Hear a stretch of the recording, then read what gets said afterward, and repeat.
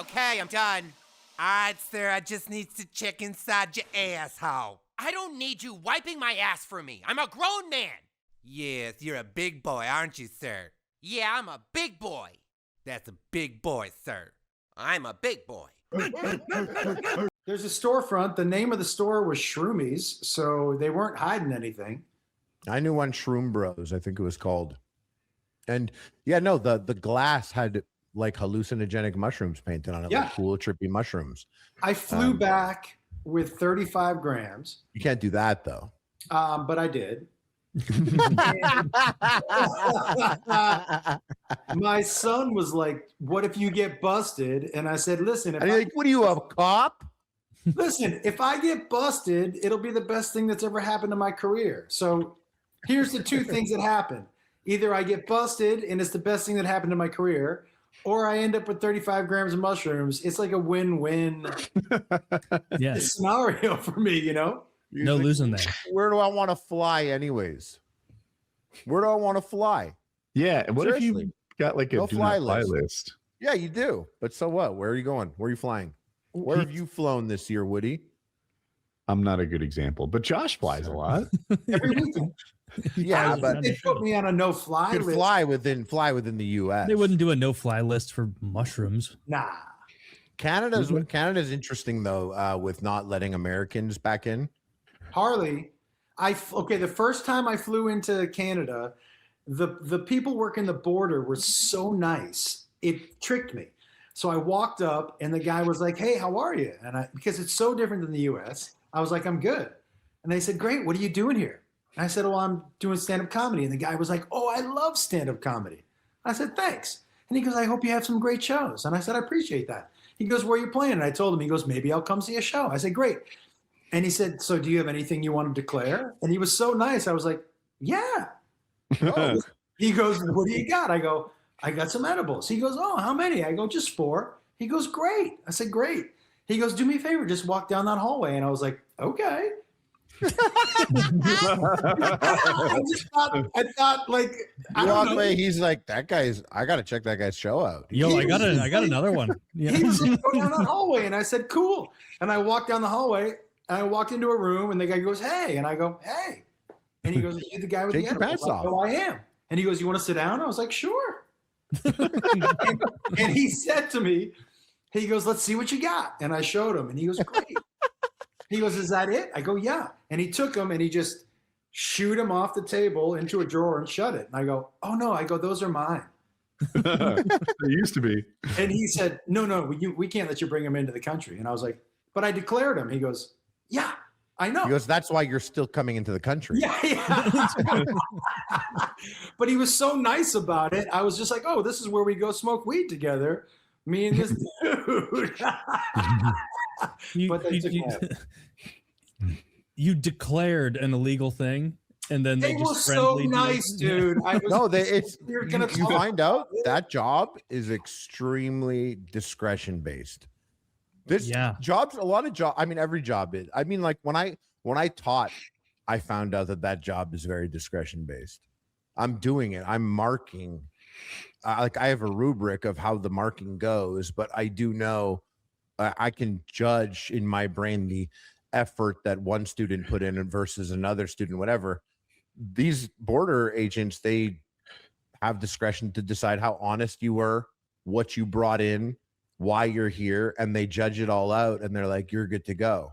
Someone else might bring in edibles, but they lied about it and they got randomly pulled over and they have edibles and they're sent back. You're not coming in this time. You're going back. Is it not legal in Canada?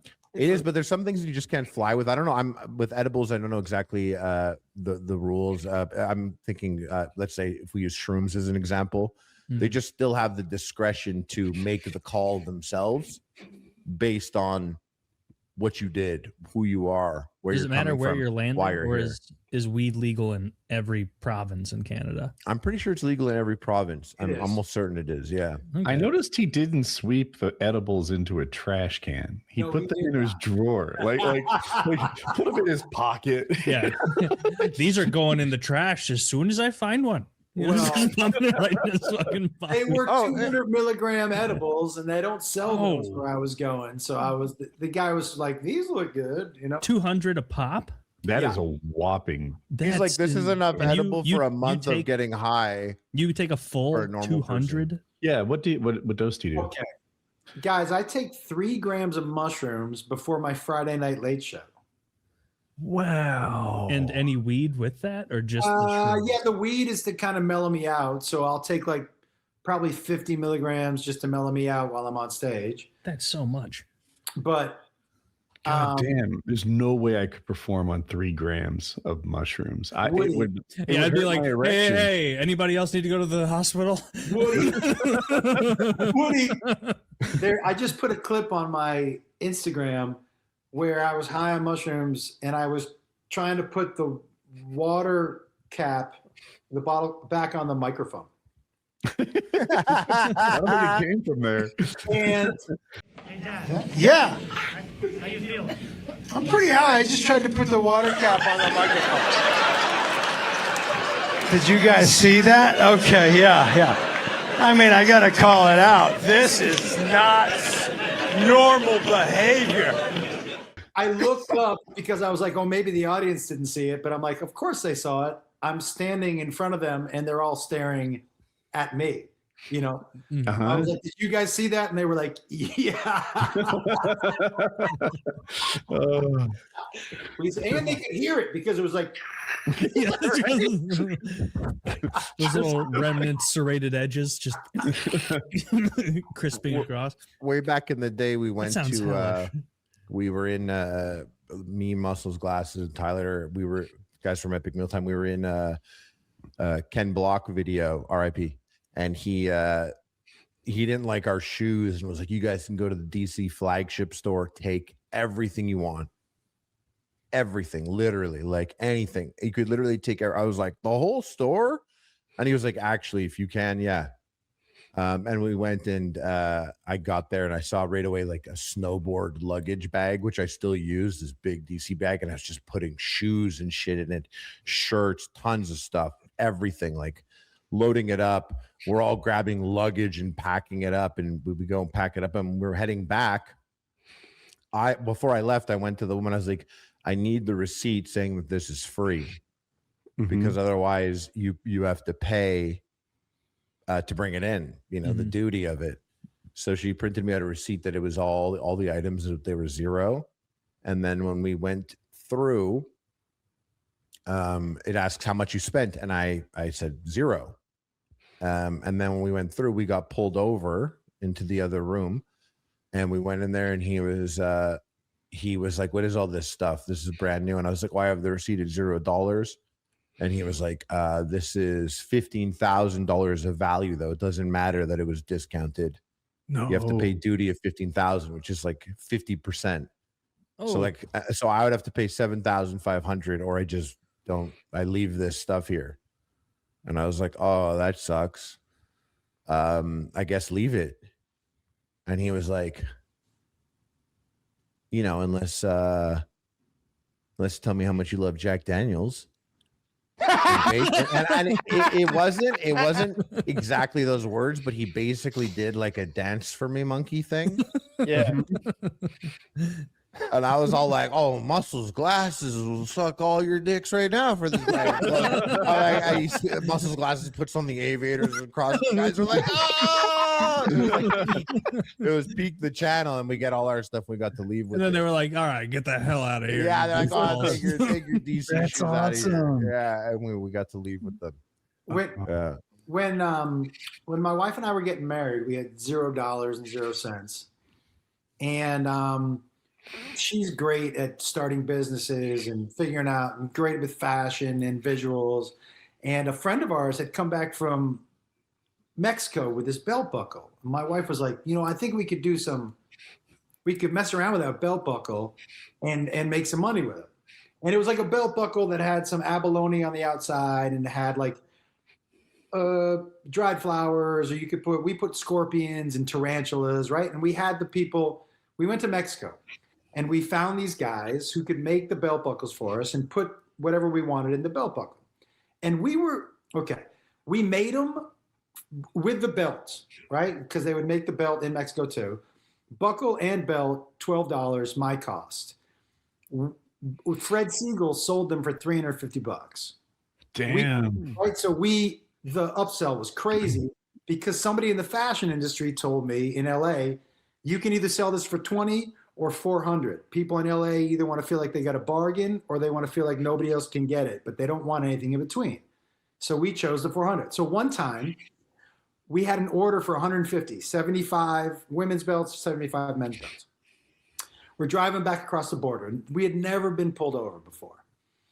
And the guy goes, you have anything to declare? I go, no. And he goes, you're not reselling anything? I go, no. And he goes, pull over. We're going to check the minivan. I go, okay.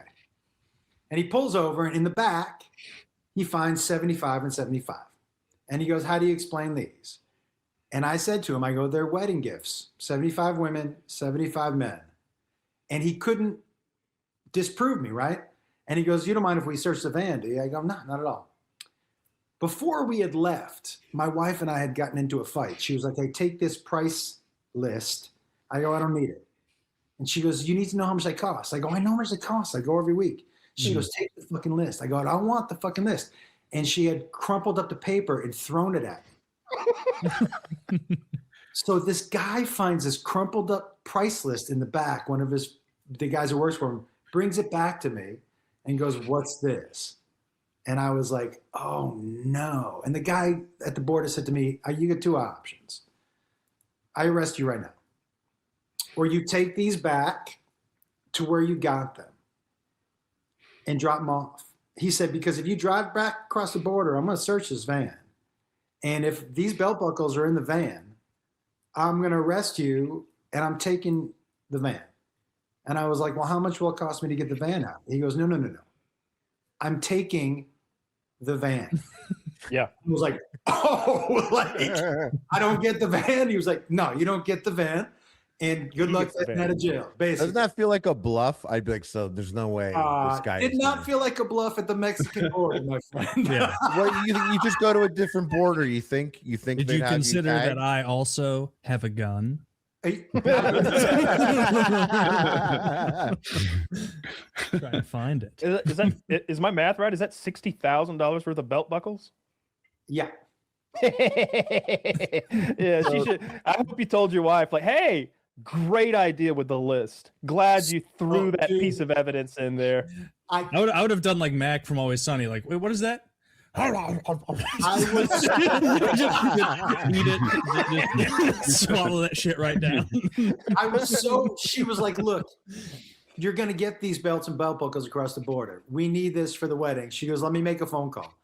She calls her sister-in-law, who runs a lot of nursing homes in Southern California. Somebody who worked at one of the nursing homes told her, don't worry about it. Tell him to drive to Rosarita, wait at Tacos Locos or whatever it was called, and wait for a guy named Pedro. And I was like, oh, I'm getting killed tonight. You want me to drive and wait for Pedro? Like, he knows that I've got He's a belt buckle coyote. But I did. I was with my buddy. We went and sat and waited for Pedro, and he showed up, and it was the shadiest thing, but just for belt buckles. And he goes, you have the buckles? I said, I do. And he said, do you have $250 American? And I said, yeah. And that wasn't part of the deal. And he was like, it is now. And I said, cool. Like, yes, Pedro. And I drove across the border. I guess he did, because he met me in San Diego, but it was bananas. I didn't know that they could just take my vehicle. Yeah. Game wardens can do that. They could blessed take it to day, the airport. motherfucker.